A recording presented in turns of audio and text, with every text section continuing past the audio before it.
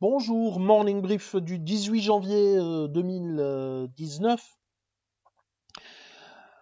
Le Masi reprend des couleurs, donc la bourse de Casa termine sur un rebond, une belle hausse, 0,63%, réduisant ainsi ses pertes annuelles à moins 1,49% depuis le 1er janvier 2019, avec du volume, plus de 137 millions de dirhams, concentré sur trois valeurs.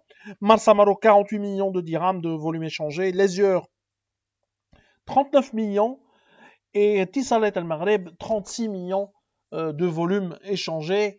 Sinon, d'ailleurs, le quatrième titre le plus échangé, c'est Tijari Wafé à 4 millions 4 de dirhams de volume.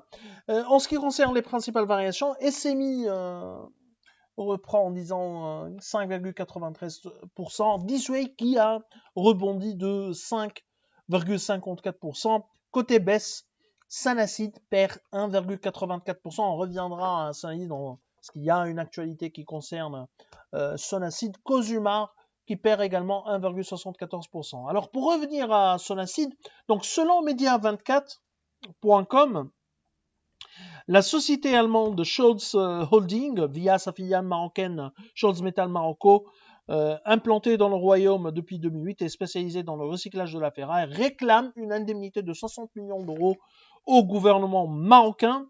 Le sidérurgiste marocain Sonacid est pointé de doigt et est la principale société concernée par cette affaire. En fait, les Allemands contestaient un mécanisme qui favorisait un contexte opérationnel qui favorisait Sonacid, puisque il y avait l'interdiction de l'exportation de ferraille ferreuse et la restriction des importations de barres d'armature au Maroc, qui constituent donc les produits fabriqués par Sonacid. En ce qui concerne les ferrailles, c'est le principal input de Sonacid.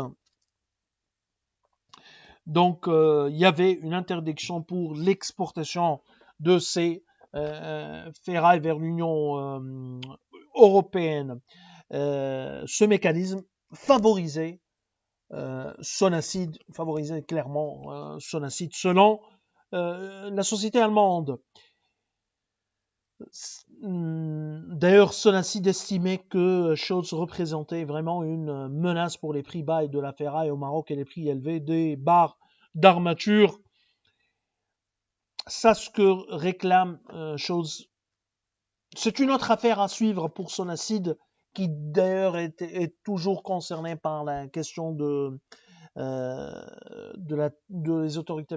l'appel des autorités marocaines contre la décision de l'AMC pour reconnaître les mesures anti-dumping relatives aux sidérurgistes, sur les sidérurgistes turcs.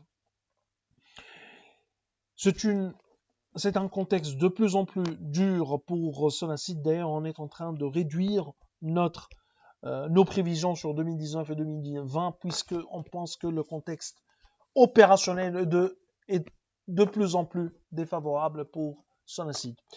Je vous remercie pour votre attention et je vous donne rendez-vous pour lundi matin. Bon week-end, au revoir, à lundi.